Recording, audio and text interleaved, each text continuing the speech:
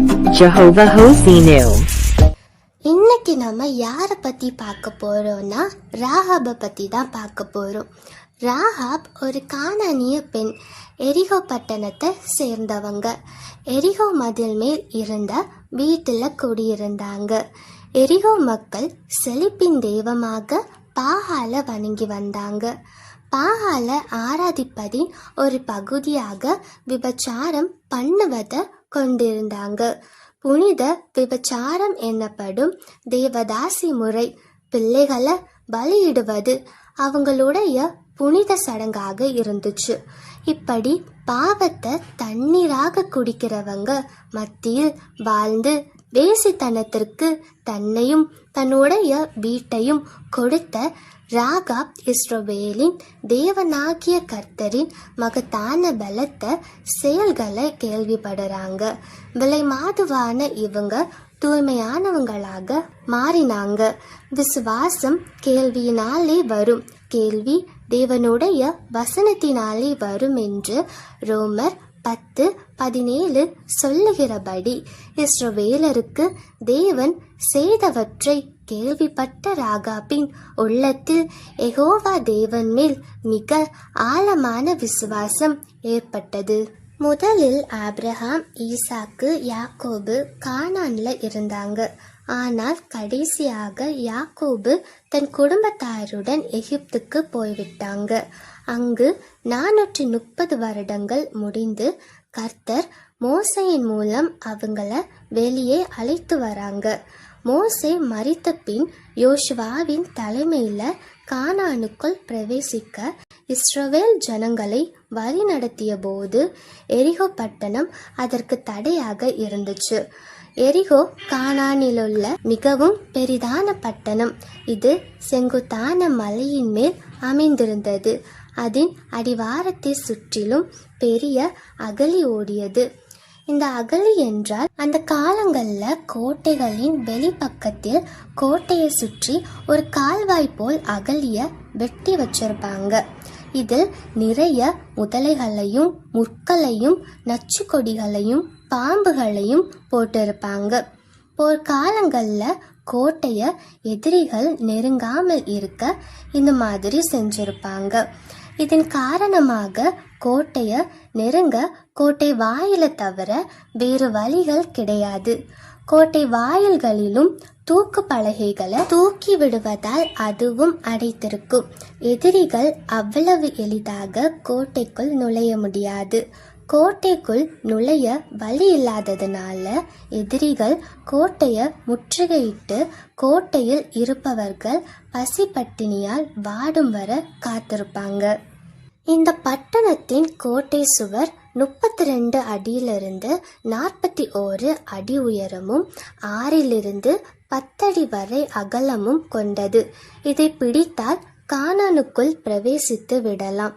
யோசுவா எரிகோ பட்டணத்தை சுதந்தரிக்க எது சிறந்த வழின்னு அறியவும் எதிரிய பற்றிய தகவல்களை தெரிந்து கொள்ளவும் 2 வேவுக்காரங்களான காலேபையும் பிணைகாசையும் அனுப்புறாங்க. அவங்க ராகாப் என்னும் வேசியின் வீட்டுக்குள்ள பிரவேசிக்கிறாங்க. அங்க அவங்க கிட்ட எரிகோவை பற்றி விசாரிக்கிறாங்க. ராகாப் வேசியாக இருந்த போதிலும் தேவனால் தெரிந்து கொள்ளப்பட்டவங்களாக இருந்தாங்க. ராகாபுடைய வீட்டிற்கு தேவன் அவங்கள வழி நடத்தினாங்க. ராகாபின் வீடு எரிகோ பட்டணத்தின் அலங்கத்துல இருந்துச்சு.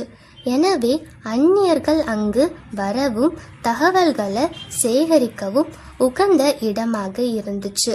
இங்கு வருபவர்களை யாரும் சந்தேகிக்க மாட்டாங்க. ராகாபுடைய வீட்டில் எளிதாக தகவல் கிடைக்கும் என்று நினைத்ததாலும் தப்பித்து ஓட வசதியாக அலங்கத்திற்குள் அந்த வீடு இருந்ததாலும் அங்கு ஒற்றர்கள் தங்கியிருந்திருக்கலாம்.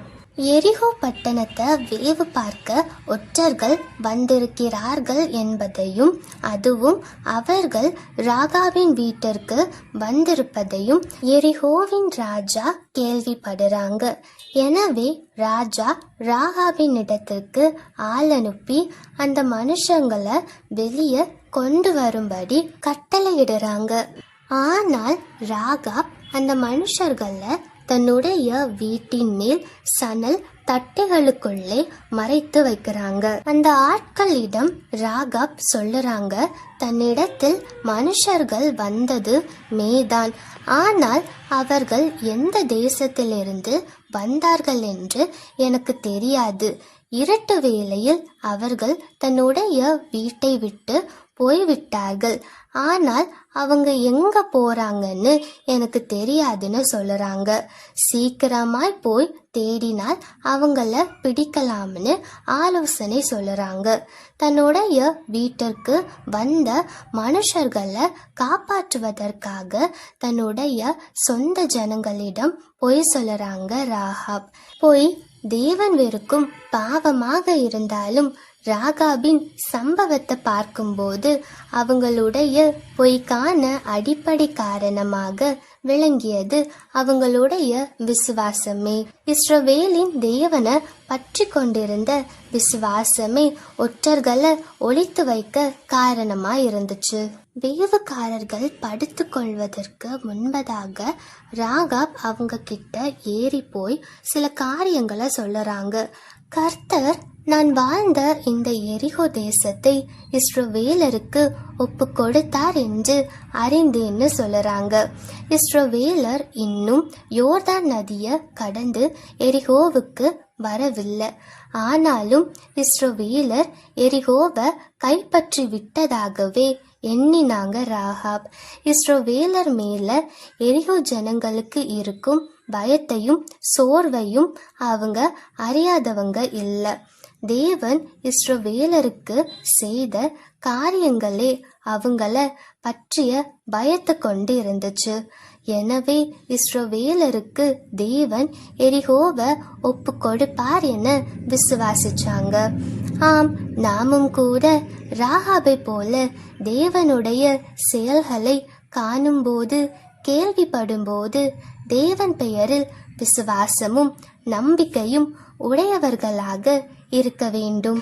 இஸ்ரவேலர் எகிப்தில இருந்து புறப்பட்ட போது தேவன் எவ்விதமாக சிவந்த சமுத்திரத்தின் வழியாக அவங்கள நடத்தி தப்புவிச்சாங்க என்பதை ராகாப் அறிந்திருந்தாங்க. யாத்ராகமம் 14ஆம் அதிகாரத்தில் கூறப்பட்டுள்ள இந்த சம்பவம் நடந்து 40 வருடங்கள் ஆகிவிட்டன. ஆனாலும் அவங்க அதை மறக்காம நினைவில் வச்சிருந்தாங்க. இன்றைக்கும் நாமும் கூட தேவன் நமக்கு செய்த அதிசயங்கள் அற்புதங்கள் நன்மைகளை நினைவில் வைத்திருக்க வேண்டும். சங்கீதம் 103:2 சொல்லுகிறபடி அவர் செய்த சகல உபகாரங்களையும் மறக்க கூடாது. அப்பொழுது தான் தேவன் மீதுள்ள நம் விசுவாசம் எப்பொழுதும் உறுதியாக இருக்கும். ராகாப் எமோரியரின் 2 ராஜாக்களான சீகோனுக்கும் ஓகுக்கும் இஸ்ரவேலர் செய்ததை கேள்விப்பட்டு இருந்தாங்க. இஸ்ரவேலரின் பிரயாணத்துல எமோரியரின் ராஜா சீகோன் தன் தேசத்தின் வழியாக போக இஸ்ரவேலருக்கு அனுமதி கொடுக்கவில்லை. ஆகவே இஸ்ரவேலர் சீகோன் ராஜாவை முறியடித்து அவனுடைய நாட்டை கைப்பற்றினாங்க.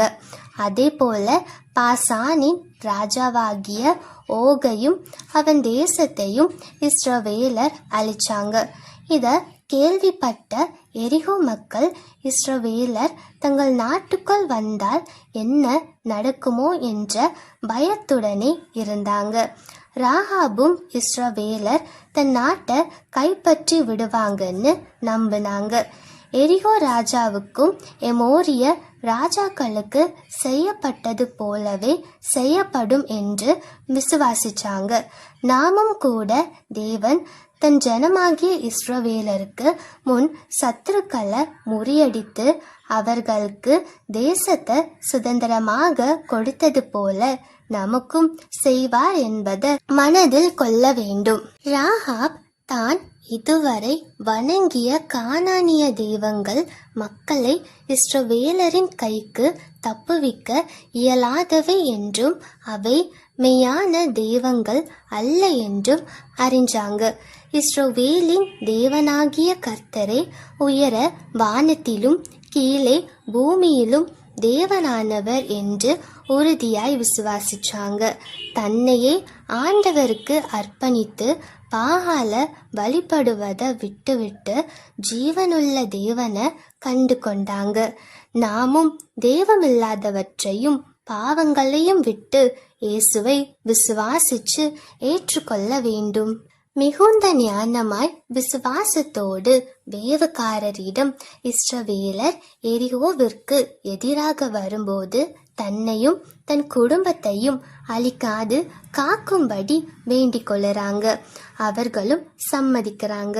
வேவுக்காரர் சொல்லியபடி எங்களை இறக்கிவிட்ட ஜன்னலிலே சிவப்பு நூல் கயிற்றை கட்டி உன் குடும்பத்தார் அனைவரையும் அந்த வீட்டிற்குள் சேர்த்து கொண்டால் அவர்கள் காக்கப்படுவார்கள் என வாக்குறுதி கொடுக்கிறாங்க.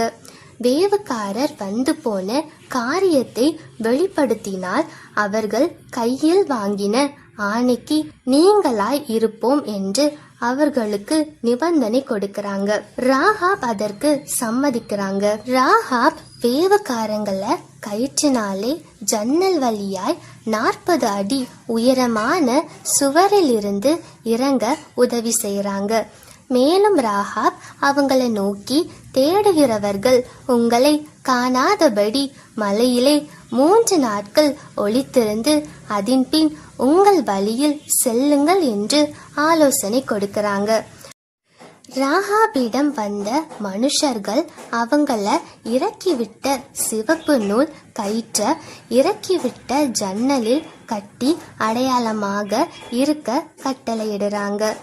ராகாபிடம் அவளுடைய தகப்பனையும் தாயையும் சகோதரர்களையும் தகப்பன் குடும்பத்தார் அனைவரையும் அவங்க வீட்டுக்குள்ள இருக்க செய்ய வேண்டும் என்று கட்டளையிடுறாங்க.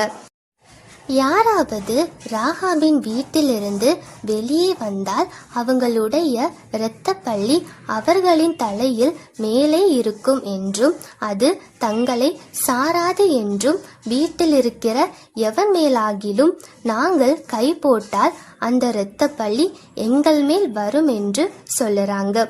மேலும் அந்த மனுஷர்கள் சொல்லுறாங்க, நாங்கள் வந்த காரியத்தை நீங்கள் வெளிப்படுத்தினால் நாங்கள் கொடுத்த ஆணைக்கு நீங்களாவோம் என்று சொல்லுறாங்க. வேவுக்காரர்கள் திரும்பி யோசுவாவிடம் சென்று தங்களுக்கு சம்பவித்த யாவையும் அவருக்கு தெரிவிச்சாங்க. யோசுவா ஜனங்களை சித்தீமிலிருந்து புறப்பட பண்ணி தேவனுடைய கட்டளையின்படி அவர் செய்த செயலின்படி யோர்தானை கடக்குறாங்க. பின்பு கில்காலில் பாளையம் இறங்கி பஸ்காவை ஆசரிக்கிறாங்க. கர்த்தர் யோசுவாவிடம் எரிகோவை பிடிக்க 6 லட்சம் புருஷர்களை அனுப்ப வேண்டும் என்று கட்டளையிடுறாங்க. அதற்கு முன்பு யோசுவாவின் தலைமையில் ரெவிதீமில் பட்டயத்தினாலும் ஈட்டினாலும் எதிரிகளை மேற்கொண்டு ஜெயிச்சாங்க. ஆனால் இந்த முறை எரிகோவை 6 நாட்கள் ஒவ்வொரு முறை சுற்றி வரவும் 7ஆம் நாள் 7 முறை சுற்றி வரவும் கர்த்தர் கட்டளையிடுறாங்க. 7ஆம் நாளில் 7 முறை சுற்றி வந்த பின்பு அலங்கத்தை விலை செய்யறாங்க. அவ்வளவு உயரமான அகலமான அலங்கம் இடிந்து விழுந்தால் கீழே நிற்கிற ஜனங்கள் ஒன்றுமில்லாமல் ஆகியிருப்பாங்க. ஆனால் அகழ்வாராய்ச்சியில் ஆராய்ச்சி செய்யப்பட்ட போது அவர்கள் மிகுந்த ஆச்சரியமடைந்தார்கள். உட்புறமாக அந்த சுவர் விழுந்திருப்பதையும் ஒரு சில வீடுகள் மட்டும் இருப்பதையும் கண்டுபிடிச்சிருக்காங்க. அந்த கற்களின் மேலேறி ஜனங்கள் எரிகோவுக்குள் பிரவேசித்து பட்டணத்தை பிடித்து அங்குள்ள ஜனங்களையும் மிருகங்களையும் பட்டய கருக்கினால் சங்காரம் பண்ணினார்கள். இந்த ஒரு வீடு மட்டும் ஜன்னலில் கட்டிய சிவப்பு நூலோடு நின்று கொண்டு இருந்தது. வேவுக்காரர்கள் கூறி போனாலும் ராகாபின் வீட்டை காத்தது கர்த்தர். யோசுவா தேசத்தை வேவு பார்க்க அனுப்பின 2 புருஷர்களையும் நோக்கி, நீங்கள் ஆணையிட்டபடி அந்த ஸ்திரீயையும் அவளுக்குண்டான யாவையும் வெளியே கொண்டு வாருங்கள் என்று கட்டளையிட்டார். அப்பொழுது அந்த வாலிபர்கள் உள்ளே போய் அவளையும் அவள் தகப்பனையும் தாயையும் சகோதரர்களையும் அவளுக்குள்ள யாவையும் வெளியே அழைத்து கொண்டு வந்தனர். அவர்கள் பாளையத்திற்கு புறம்பே இருக்கும்படி பண்ணினார்கள். ஏன் அவர்களை பாளையத்திற்கு புறம்பே இருக்கும்படி கூறினார்கள் என்றால், யாக்கோபின் சந்ததியாரை தவிர வேறு யாரும் சபைக்குள் வரலாகாது என்று தேவன் தடை செஞ்சிருந்தாங்க. ஆனால் வசனத்தில் அவளும் அவள் குடும்பத்தாரும் இஸ்ரவேலின் நடுவிலே இந்நாள் வரை குடியிருப்பதாக கூறியிருப்பதை பார்க்கிறோம். இஸ்ரவேலர் வரும்போது கோத்திரமாதான் வருவாங்க. அதில் முதலாவது வருவது யூதா கோத்திரம். யோசுவா கில்காலிலிருந்து யூதா கோத்திரத்தை புறப்பட்டு வர செய்தபோது யூதா கோத்திரத்தின் சேனாதிபதியாக சல்மோன் வாராங்க. இதற்கு முன் சேனாதிபதியாக இருந்த நகசோனின் மகன்தான் சல்மோன். இவங்க யுத்த வீரர். இவங்க வனாந்தரத்துல பிறந்தாங்க. எகிப்திற்கு தேவன் கொடுத்த வாதைகளையும் செங்கடலை பிளந்ததையும் கேட்டு அறிஞ்சவங்க. அவங்க ராகாப் பாளையத்திற்கு புறம்பே இருக்கக்கூடாது என்று சிந்திச்சு அவங்கள உள்ள கொண்டு வர யோசிச்சு திருமணம் செஞ்சு கொள்ளுறாங்க. இதுல சல்மோனின் பரந்த மனதை காணலாம். அதனால் ராகாப் உள்ள வர வாசல் திறக்கப்பட்டது. ராகாபுடைய விசுவாசத்தை கனப்படுத்திய தேவன் அவங்களுக்கு ஒரு எதிர்காலத்தையும் அமைச்சு கொடுக்கறாங்க. இஸ்ரவேலர் இல்லாத கானானிய பெண்ணான ராகாப் கர்த்தரை பற்றி கேள்விப்பட்டு அவங்கள தன் இருதயத்தில் நிறுத்தி மனம் திரும்பினாங்க. அதனால இயேசு கிறிஸ்துவின் பரம்பரை பட்டியலிலும் விசுவாச வீரர்களின் பட்டியலிலும் இடம்பெறுறாங்க. ராகாப் விசுவாசத்தினால் வரும் நீதிக்கு எடுத்துக்காட்டாக மாறினாங்க. உண்மையாக ஊக்கத்துடன் தேடுகிறவர்களை தேவன் உயர்த்தாமல் இருப்பதில்லை என்பதற்கு ராகாபே ஒரு மாபெரும் எடுத்துக்காட்டு.